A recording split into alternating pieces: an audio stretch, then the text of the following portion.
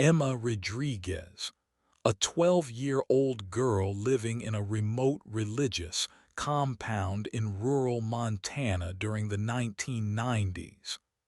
The compound, led by the charismatic but corrupt Pastor William Morrison, practices arranged marriages and treats women as property. When the community faces financial ruin, Morrison decides to hold a twisted bride auction to marry off young girls to wealthy outsiders for money. Emma discovers the horrifying plan when she overhears Morrison and the elders discussing selling her three older sisters, Maria, 16, Isabella, 14, and Sophia, 13, along with other girls in the compound. The auction is disguised as a blessed union ceremony to avoid legal scrutiny, but it's essentially human trafficking masked by religious manipulation.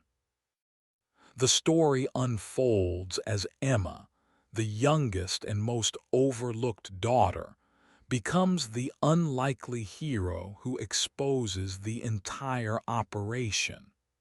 While her sisters are being auctioned to the highest bidders, wealthy men from other states who believe they're participating in legitimate religious marriages, Emma manages to hide and document everything with an old camera she found. The climactic moment occurs during the final auction when Morrison announces the special prize. Emma herself, who was supposed to be sold to the highest bidder as a future bride, to be claimed when she turned 16.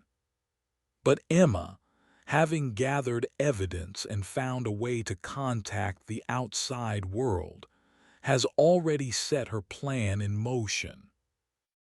The story explores themes of corruption within religious authority, the exploitation of vulnerable communities, family bonds under extreme circumstances, and the courage of an overlooked child who becomes the catalyst for justice. It shows how, even in the most oppressive situations, one person's bravery can bring down an entire corrupt system.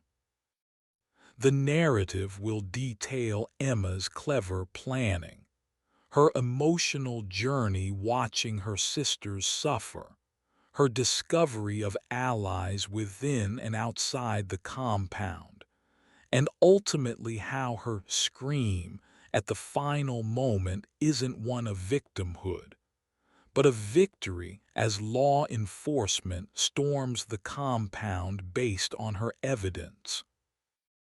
The story concludes with the aftermath: Morrison's arrest, the rescue of all the girls, the compound's dissolution, and Emma's family rebuilding their lives in the outside world, forever changed by the youngest daughter's extraordinary courage.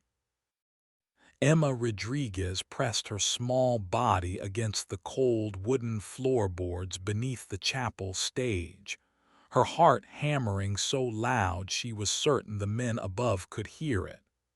Through the gaps between the boards, she watched her community, the only world she had ever known, transform into something she couldn't recognize. Pastor Morrison stood at the podium where he delivered Sunday sermons, but tonight his words weren't about salvation. They were about money, about prices, about her sisters. The men seated in the pews weren't the familiar faces of her neighbors. These were strangers, wealthy men in expensive suits who had traveled from cities Emma had only heard mentioned in whispers. They clutched numbered paddles and studied a printed catalog like they were at a cattle auction, not in the house of God. The catalog contained photographs and descriptions of the compound's teenage girls, including her three sisters. Emma had discovered the plan 3 days earlier when she overheard Morrison and Elder Patterson discussing the compound's mounting debts. The state was threatening to seize their property for unpaid taxes, and their isolation had made it impossible to generate legitimate income. Morrison's solution was as brilliant as it was horrifying. He would frame the sale of young girls as sacred marriages, complete with religious ceremonies that would make everything appear legal and divinely sanctioned. The youngest Rodriguez daughter had always been invisible in their family. While Maria, Isabella, and Sophia were praised for their beauty and domestic skills, Emma was considered too small, too quiet, too unremarkable to warrant much attention. This invisibility, which had always made her feel worthless, now became her greatest asset. No one noticed when she slipped away from evening prayers. No one missed her during communal meals. No one realized she had been gathering evidence for 3 days straight. The auction began with Morrison's booming voice explaining the sacred tradition they were witnessing. He spoke of biblical marriages, of God's plan for young women to find their purpose through serving righteous men. The buyers nodded solemnly, playing their parts in this elaborate deception. Emma recognized the performance for what it was, a carefully orchestrated crime disguised as religious ceremony. Her oldest sister Maria was brought out first, wearing the white dress their mother had sewn for her 16th birthday. Emma watched through the floorboards as Maria's hands trembled, as tears rolled down her cheeks while Morrison listed her virtues like she was livestock. The bidding started at $5,000. Emma pressed her fist against her mouth to stifle a sob as the price climbed higher, as strange men called out numbers that would determine her sister's fate. The man who won Maria was nearly 40, with graying hair and dead eyes. He approached the stage like he was claiming a prize at a county fair, shaking Morrison's hand as money changed hands. Emma memorized his face, his voice, the way he looked at Maria like she was property he had just purchased. She would remember everything. Isabella came next, then Sophia. Each auction followed the same horrifying pattern: Morrison's religious rhetoric, the climbing bids, the final handshake that sealed her sister's fates. Emma watched her family being destroyed piece by piece, knowing that her turn was coming. But she also knew something the men above didn't realize. She wasn't helpless and she wasn't alone. Hidden beneath the stage, Emma clutched the evidence that would change everything. The old camera Emma had found in the abandoned storage shed behind the dormitories had become her secret weapon. For 3 days, she had systematically documented everything, photographing the arrival of the buyers, recording their license plate numbers, capturing images of the money being exchanged, and most importantly, taking pictures of the catalog that listed every girl in the compound with their ages and selling points. The camera's flash was broken, but Emma had learned to work in shadows and available light, becoming an inadvertent expert in covert photography. Her proof extended beyond just pictures. Emma had also discovered Morrison's private office key hidden behind a loose brick in the chapel wall, a hiding spot she had noticed during years of childhood exploration. Inside his locked desk, she found contracts, bank statements, and correspondence with buyers from previous transactions. This wasn't Morrison's first auction. It was just the largest. The paperwork revealed a network of similar compounds across 3 states, all participating in this disguised human trafficking operation. The most damning evidence was Morrison's personal journal, where he detailed his true feelings about the merchandise and his plans to expand the operation. He wrote about the girls like they were inventory, noting which ones would bring the highest prices and how to market them to different types of buyers. Emma photographed every page, her hands shaking with rage as she read descriptions of her sisters and friends, reduced to crude assessments of their market value. But documentation wasn't enough. Emma needed a way to get this evidence to the outside world. The compound's isolation was both its protection and its weakness. They had no internet, limited phone access, and the nearest town was 40 miles away. However, Emma remembered something from her brief time in public school before Morrison mandated home education for all compound children. She remembered learning about emergency services and how to contact law enforcement. The compound's only phone was in Morrison's office, monitored and restricted for residents. But Emma had discovered that the phone line also connected to an old extension in the maintenance shed, forgotten and covered by years of dust and neglect. During her nighttime reconnaissance missions, she had cleaned the phone and tested it, confirming it still worked. More importantly, she had practiced dialing 911 and hanging up before anyone could answer, preparing for the moment when she would need to make the call that mattered. Emma's plan was simple but dangerous.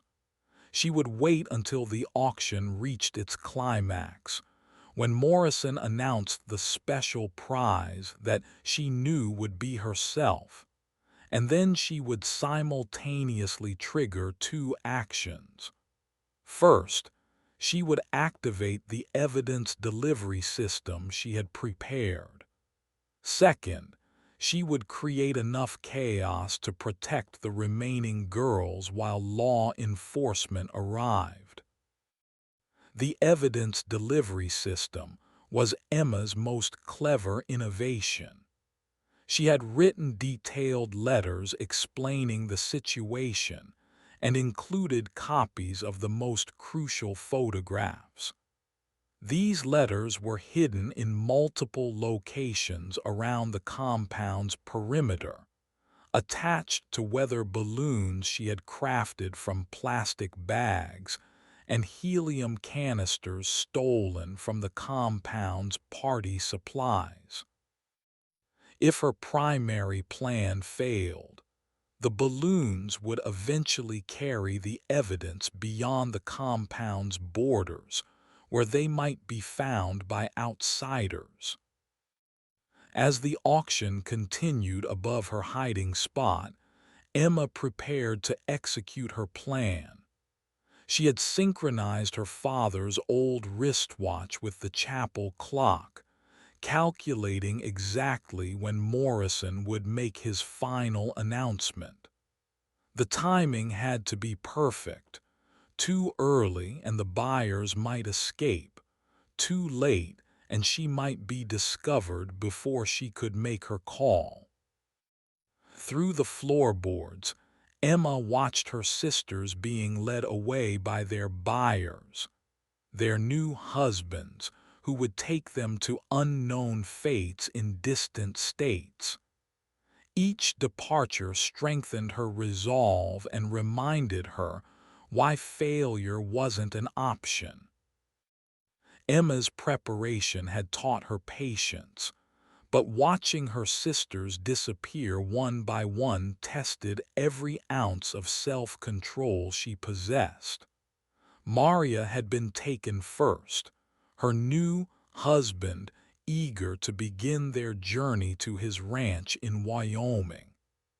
Isabella followed an hour later, claimed by a businessman from Nevada who spoke about her like she was a prize horse he had acquired. Sophia's buyer was the most disturbing, a man in his 50s who kept referring to Sophia as his little angel, while discussing the modifications he would make to his home to accommodate his new bride. The systematic removal of her sisters felt like watching her family die in slow motion. Emma knew that once they were taken beyond the compound's borders, finding them would become exponentially more difficult.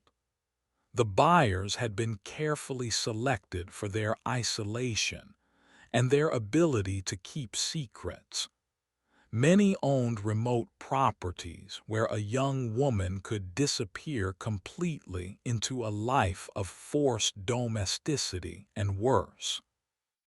But Emma's anguish was tempered by her growing confidence in her plan.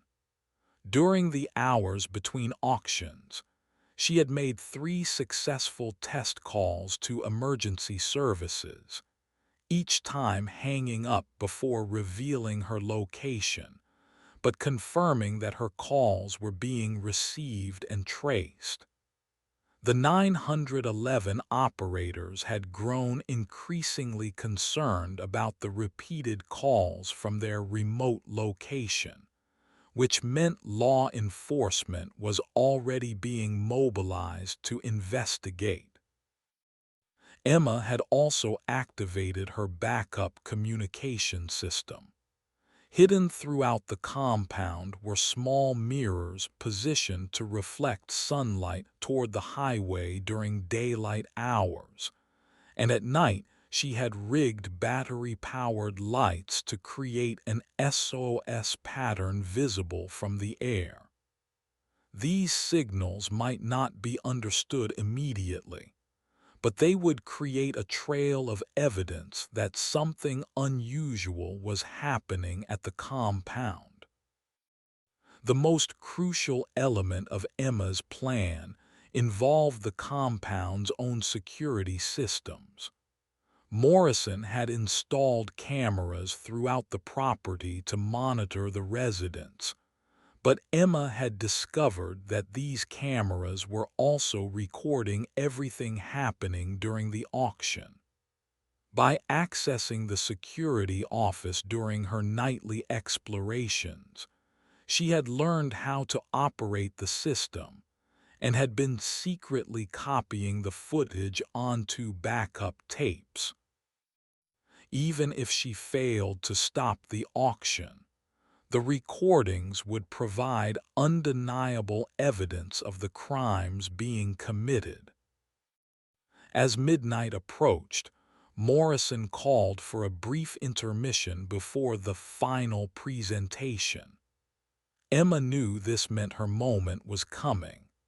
According to the overheard conversations, She was being saved for last because of her age, too young for immediate marriage but perfect for buyers who wanted to make a long-term investment in a future bride.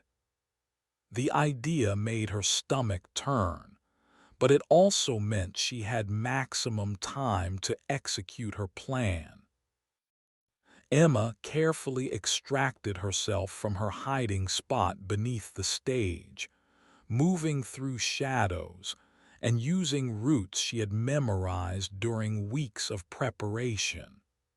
Her first stop was the maintenance shed, where she placed her emergency call. This time, instead of hanging up, she would stay on the line long enough to provide the operator with crucial information and her exact location.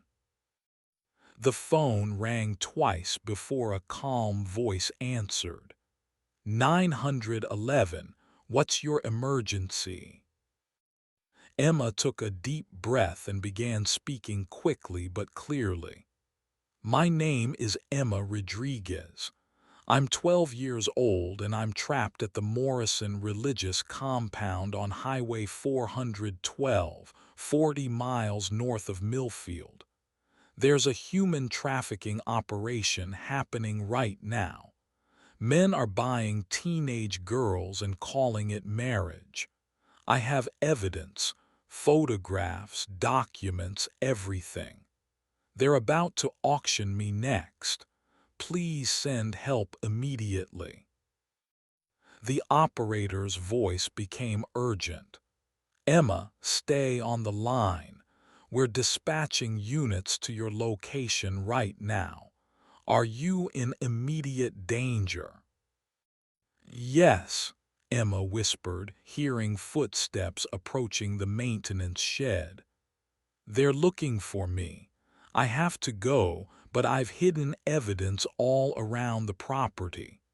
Look for the cameras, look for the contracts in Morrison's office, and stop the men who already took girls tonight.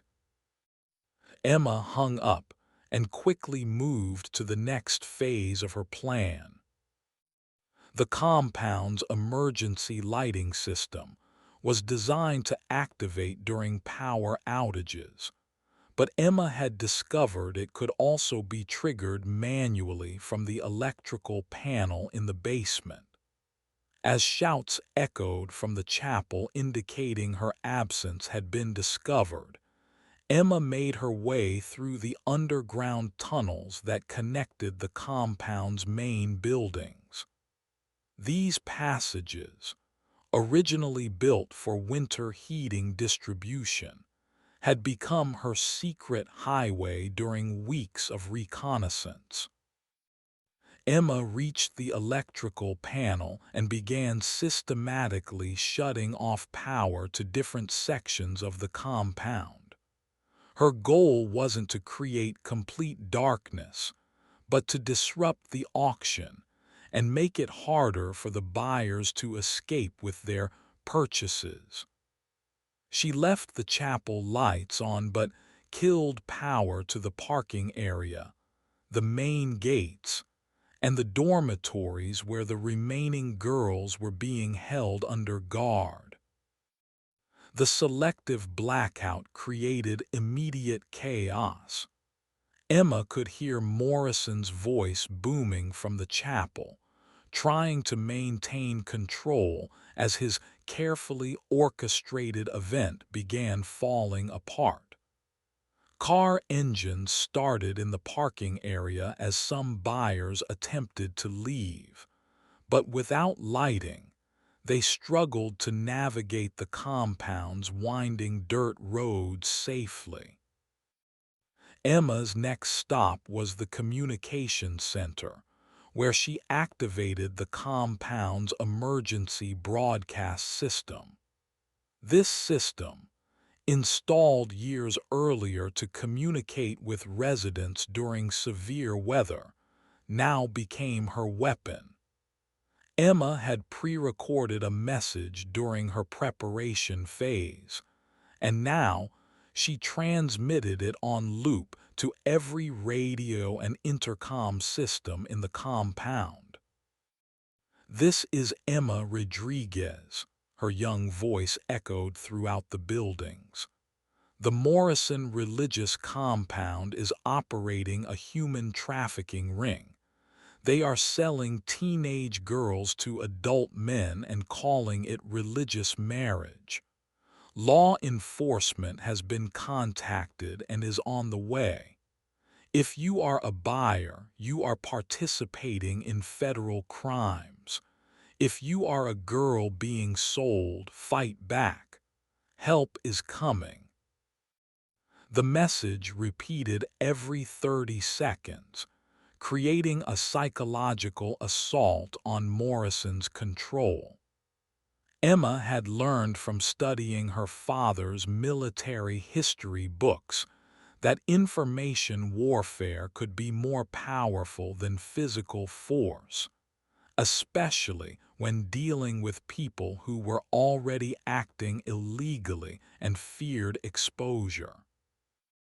From her position in the communications center, Emma could monitor the compound's security cameras and watch the chaos unfold.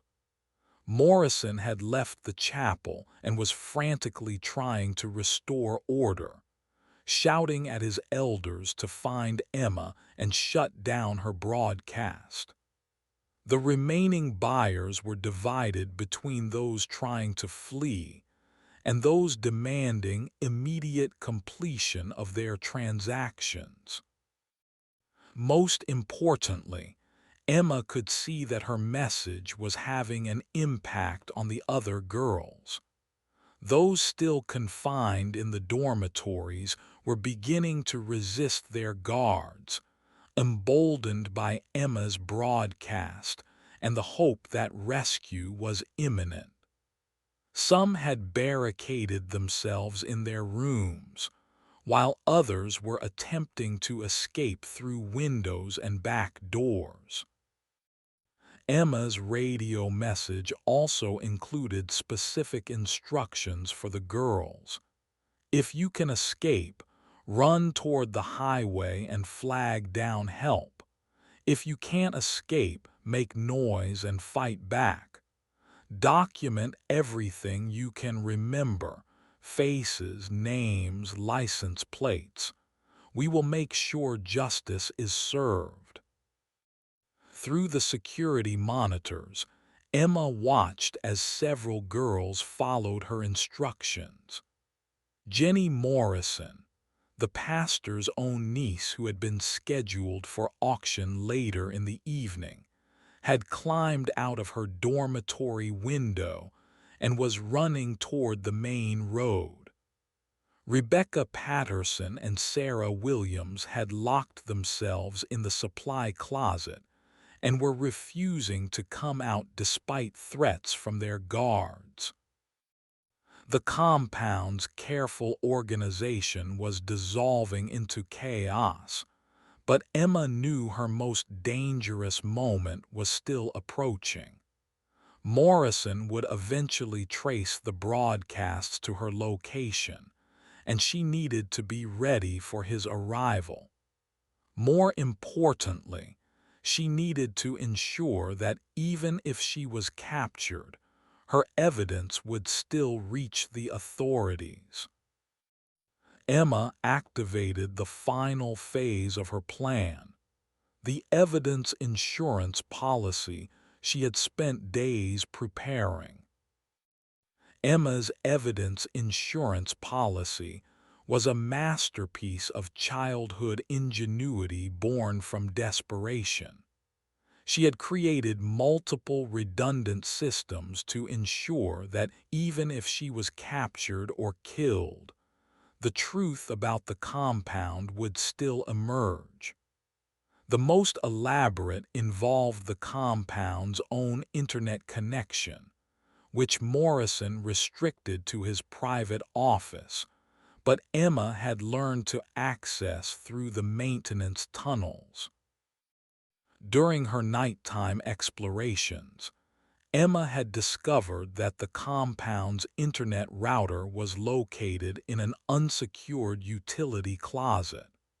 She had taught herself basic computer skills by studying Morrison's technical manuals and had created multiple email accounts using the public library's computers during rare trips to town.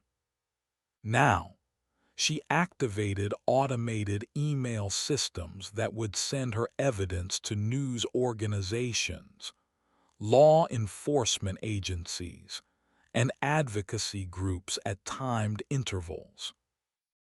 The emails contained detailed explanations of the trafficking operation, photographs of the auctions, copies of Morrison's financial records, and most damning of all, video footage from the compound's own security cameras showing the money changing hands and the girls being treated as property.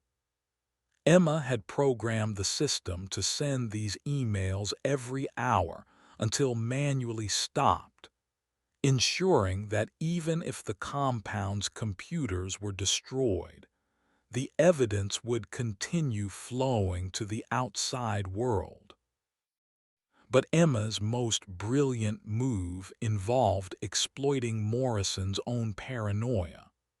The pastor had installed a sophisticated backup system that automatically uploaded all security footage to a cloud storage service, believing this would protect him if authorities ever investigated the compound.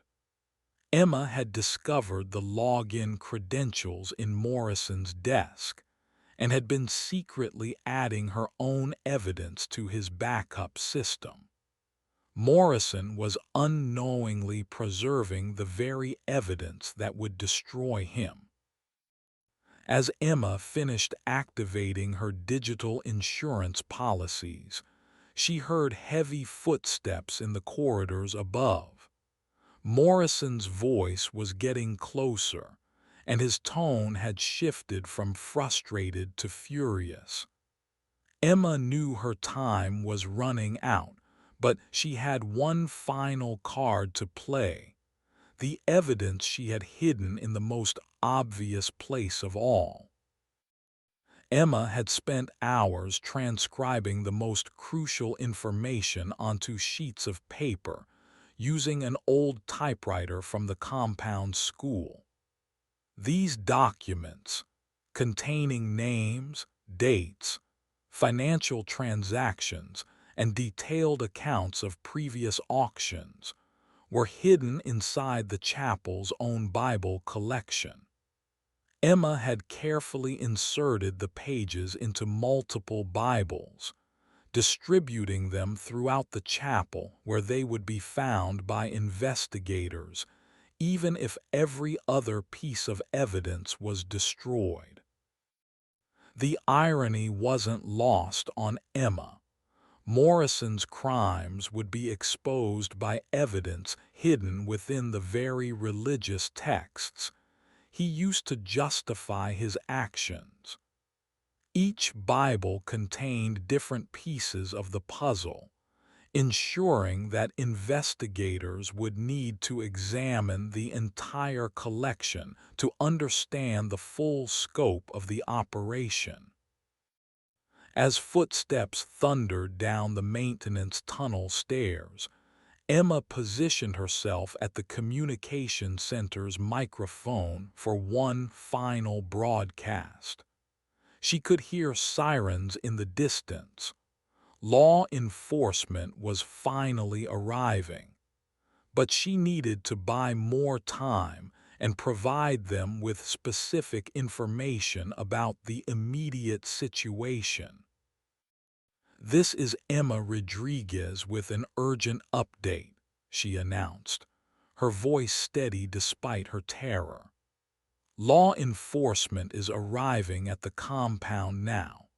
Morrison and his associates are attempting to destroy evidence and evacuate the buyers.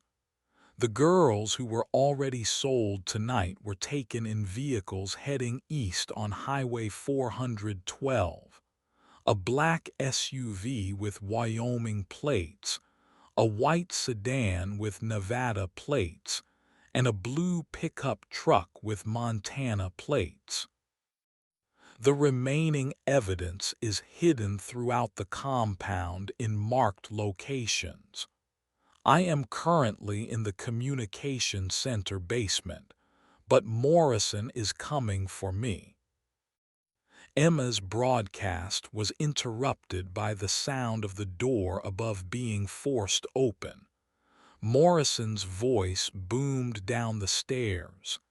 "Emma Rodriguez, you come up here right now. You have no idea what you've done." But Emma did know exactly what she had done. She had destroyed a human trafficking operation, saved dozens of girls from forced marriage, and exposed a network of criminals who had been operating for years. More importantly, she had proven that even the smallest and most overlooked person could fight back against injustice when armed with courage and determination. The sirens were getting louder, and Emma could hear vehicles surrounding the compound. Her plan had worked, but her personal confrontation with Morrison was just beginning. Morrison appeared at the bottom of the stairs like a vengeful giant, his face twisted with rage and desperation. The man who had preached about love and salvation for Emma's entire life now looked like the predator he had always been, his mask finally discarded. Behind him came Elder Patterson and two other men Emma didn't recognize, probably buyers who had decided to stay and help protect their investment rather than flee. "You stupid little girl," Morrison snarled, advancing toward Emma's position behind the communication equipment. "Do you have any idea what you've destroyed? This compound feeds 60 families. Those marriages were blessed by God, sanctioned by Scripture. You've ruined everything with your childish fantasies about being rescued." Emma stood her ground, still holding the microphone that was broadcasting her words throughout the compound and possibly beyond. "They weren't marriages," she said, her voice carrying more authority than any 12-year-old should possess. "They were sales. I saw the contracts. I have the money records. I know about the other compounds and the other girls you've sold over the years." Morrison's face went white as he realized the extent of Emma's knowledge. "What contracts? What records? You couldn't have accessed my office." Emma smiled grimly. "I accessed everything. Your office, your computer, your backup files, your bank accounts. I know about the ranch in Wyoming where you sent Rebecca Thompson last year. I know about the businessman in California who bought 3 sisters from the Colorado compound. I know about your percentage from every sale and how you've been using the money to buy more property for expansion." The sound of vehicles screeching to a halt outside was followed by bullhorns. "This is the FBI. The compound is surrounded. Everyone inside, come out with your hands visible." Morrison's desperation turned to panic. He lunged toward Emma, but she had anticipated this moment. Her weeks of preparation had included studying the layout of the communication center and identifying multiple escape routes. As Morrison reached for her, Emma dove through a maintenance hatch that led to the heating ductwork, pulling her evidence bag with her. The ductwork had become Emma's secret transportation system during her reconnaissance missions.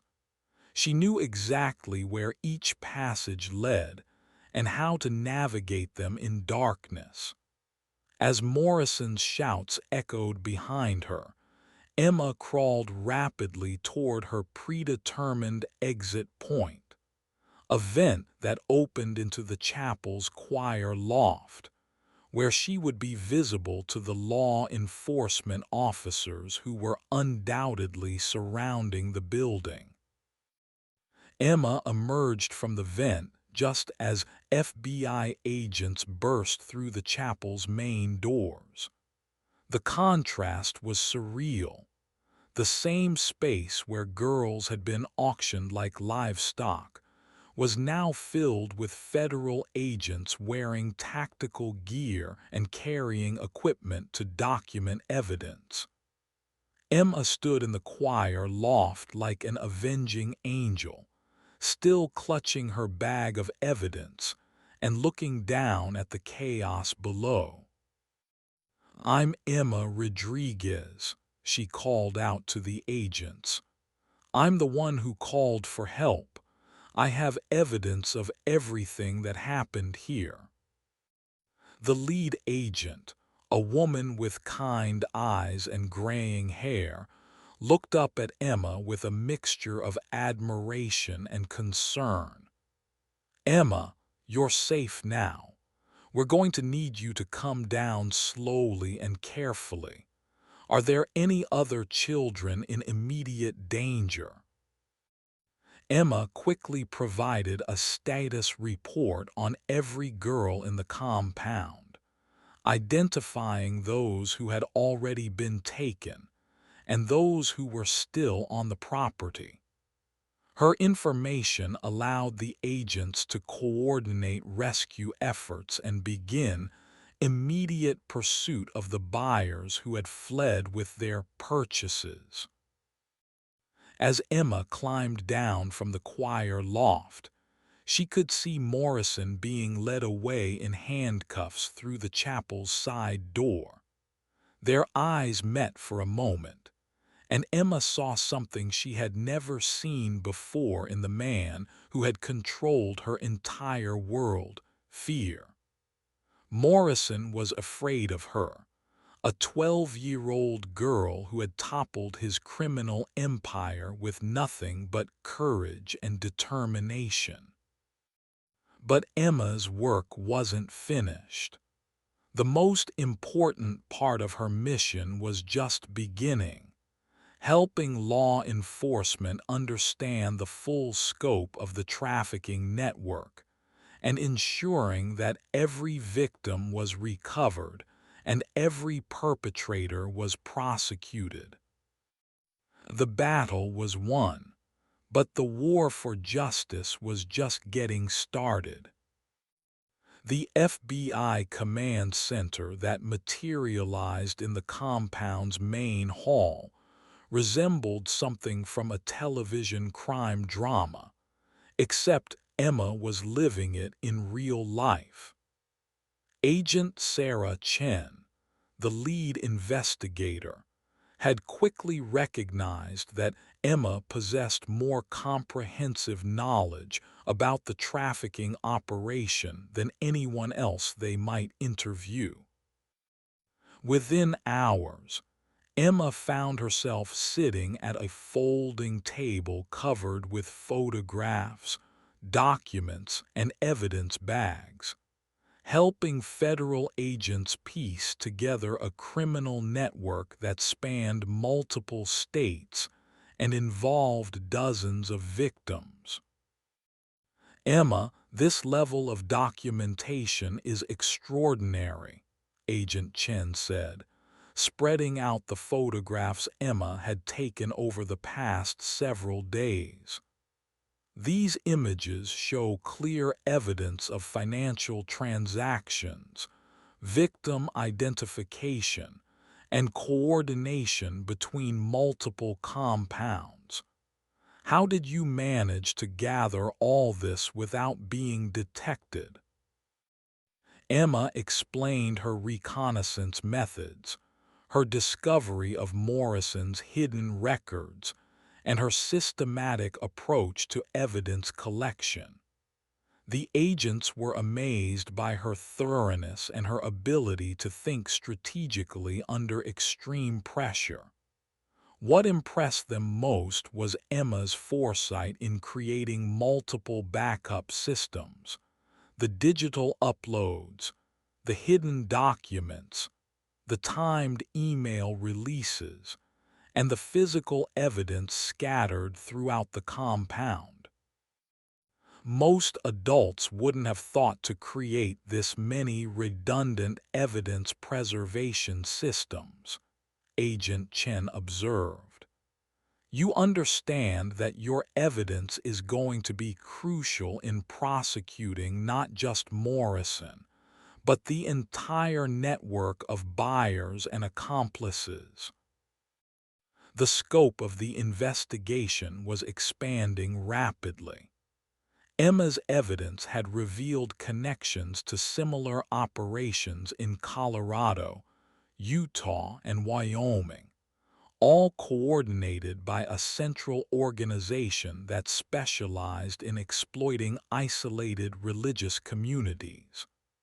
The buyers weren't random perverts. They were part of an organized network that specifically sought out young wives through these fake religious ceremonies, believing the religious cover would protect them from prosecution. Emma's detailed notes about vehicle descriptions, license plates, and departure times had allowed law enforcement to issue immediate APBs for the men who had purchased her sisters that night. Within 6 hours, 2 of the 3 vehicles had been stopped, and Maria and Isabella were recovered safely. Sophia's buyer had made it further, but Emma's description of his appearance and his comments about home modifications had helped investigators identify him and locate his property. The emotional reunion with her sisters was overwhelming.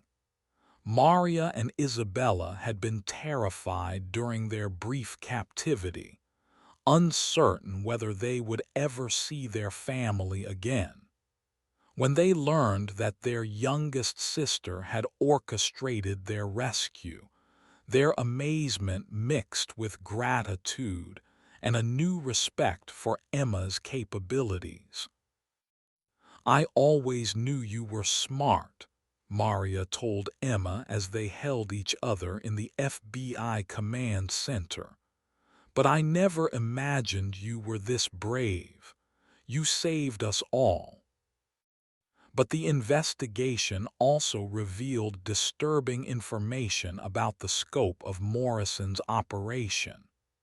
Emma's evidence showed that the compound had been selling girls for nearly 5 years, with at least 30 victims placed in forced marriages across the western United States. Some of these women had been located and rescued, but others remained missing, presumably living under assumed identities with their husbands in remote locations. Emma realized that her personal victory was just the beginning of a much larger fight for justice. She had exposed the network, but recovering all the victims and prosecuting all the perpetrators would take years of investigation and legal proceedings. The 12-year-old girl who had hidden under a chapel stage had become the key witness in a federal human trafficking case. As the initial excitement of the rescue operation settled into the grinding work of building legal cases, Emma faced a new challenge: learning to live as a hero while dealing with the trauma of everything she had witnessed and experienced. The media attention was unlike anything Emma had ever experienced or imagined. Within 48 hours of the raid, news vans surrounded the small hotel where the Rodriguez family was staying under FBI protection. Reporters camped outside, desperate for interviews with the 12-year-old girl who had single-handedly exposed a multi-state human trafficking ring. The story had captured national attention. Girl hero saves sisters from religious trafficking scheme dominated headlines across the country. Emma found the attention overwhelming and sometimes frightening. She had spent her entire life being invisible, ignored, and overlooked. Now everyone wanted to hear her story, analyze her methods, and understand how such a young person had accomplished something that law enforcement agencies had failed to detect for years. The constant requests for interviews, book deals, and television appearances made Emma feel like she was being auctioned again, just in a different way. Agent Chen became Emma's advocate and protector during this chaotic period. She helped the family establish boundaries with the media and ensured that Emma's primary focus remained on the ongoing investigation rather than publicity. The FBI was particularly concerned about Emma's safety, as several members of the trafficking network remained at large and might view her as a threat to their operations. Emma, you need to understand that this case is going to take years to fully resolve, Agent Chen explained during one of their regular briefings. Your evidence has opened investigations in multiple states, and we're discovering new victims and perpetrators every week.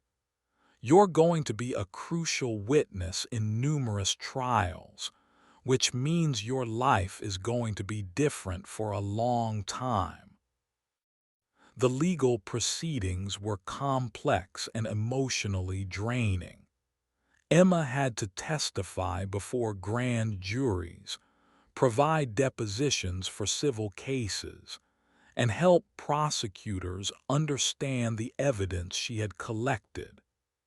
Each session required her to relive the trauma of watching her sisters being sold, but Emma found strength in knowing that her testimony was helping other victims find justice. The psychological support was crucial. The FBI connected the Rodriguez family with therapists who specialized in trafficking trauma, both for the victims and for family members who had witnessed the crimes. Emma struggled with nightmares, anxiety attacks, and a persistent fear that Morrison or his associates might find a way to retaliate against her family. But Emma also discovered unexpected sources of strength and purpose. Letters arrived daily from other trafficking survivors, young women who had escaped similar situations and found hope in Emma's story.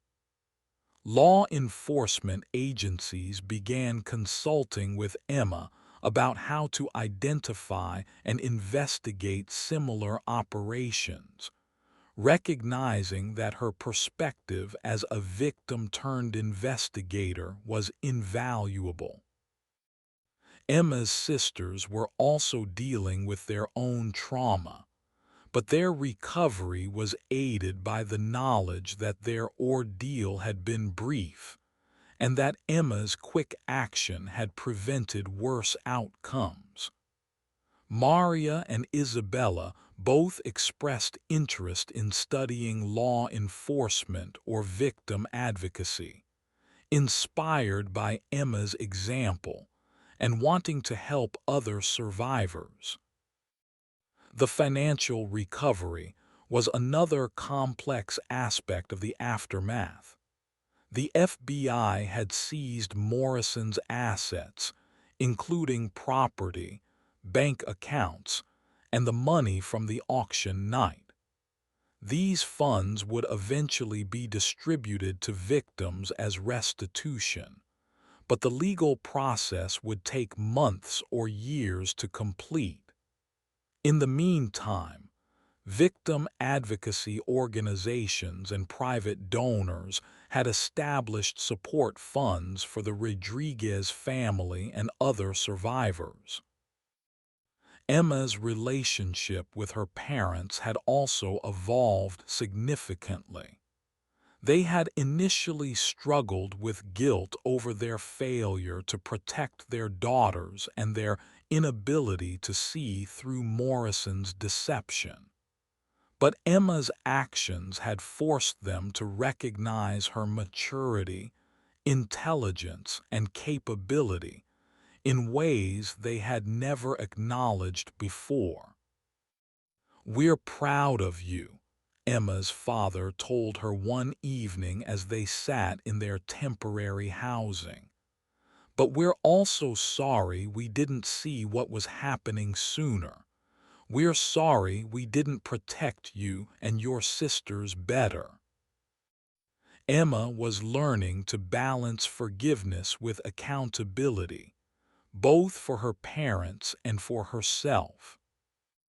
6 months after the raid, Emma faced her biggest challenge yet, testifying in federal court against Pastor Morrison and his associates.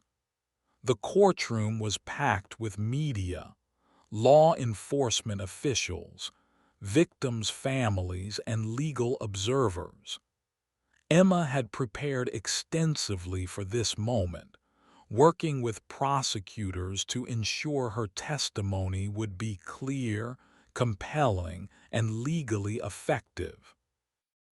Emma took the witness stand wearing a simple blue dress her mother had bought for the occasion.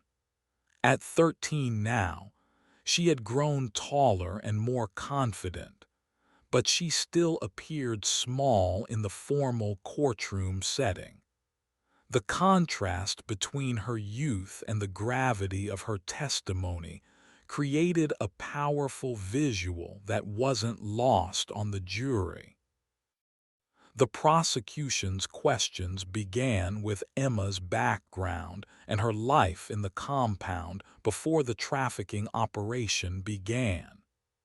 Emma described the gradual changes in Morrison's behavior, the increasing isolation of the community, and the subtle ways that girls were prepared for their eventual marriages. Her testimony painted a picture of systematic grooming and manipulation that had normalized the abuse for both victims and their families. When the prosecutor asked Emma to describe the night of the auction, the courtroom fell completely silent.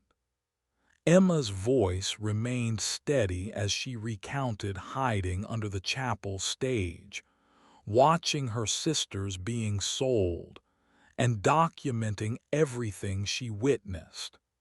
She explained her evidence collection methods, her planning process, and her decision to risk everything to expose the operation. "Emma," the prosecutor asked, "why did you decide to take such dangerous action instead of simply trying to escape yourself. Emma looked directly at Morrison, who had been staring at his hands throughout most of her testimony. Because I knew that if I just ran away, my sisters would still be sold, and other girls would be sold after them. One person escaping wouldn't stop the problem. I had to make sure everyone was saved and that it could never happen again. The defense attorney's cross-examination was aggressive and sometimes cruel. He suggested that Emma had misunderstood what she witnessed, that she had been influenced by outside ideas about the compound's religious practices, and that her young age made her an unreliable witness. The attorney implied that Emma was seeking attention and had exaggerated the criminal nature of what were actually legitimate religious ceremonies. Emma handled the cross-examination with remarkable composure. She calmly referred to specific pieces of evidence, corrected misstatements of fact, and refused to be intimidated by the defense attorney's aggressive questioning style. When the attorney suggested that the marriages were consensual religious ceremonies, Emma's response was devastating. "I have photographs of the money changing hands," Emma said quietly. "I have contracts that specify purchase prices.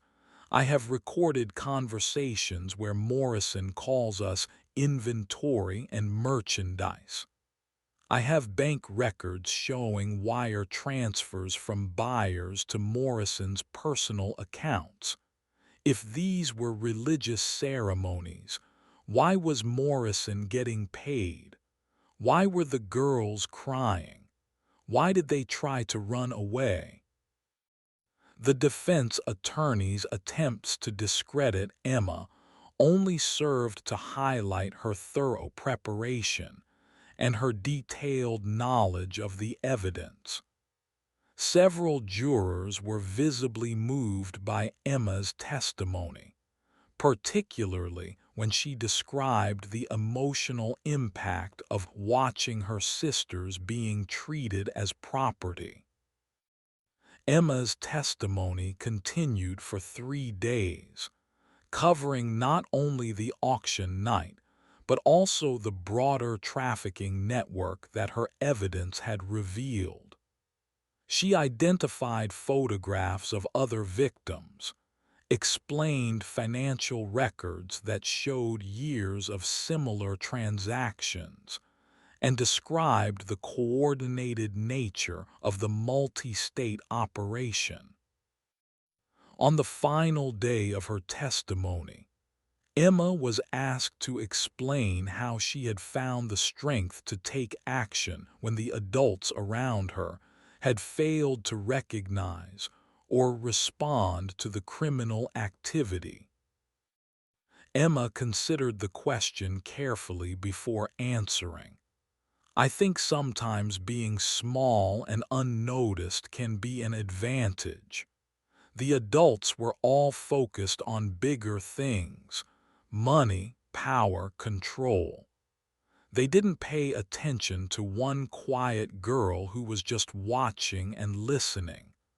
But I was paying attention to everything, and I could see that what was happening was wrong, even if the adults couldn't or wouldn't see it." Emma's testimony concluded with the prosecutor asking her what she hoped would result from the trial. "I hope that Morrison and everyone who helped him goes to prison for a long time," Emma said.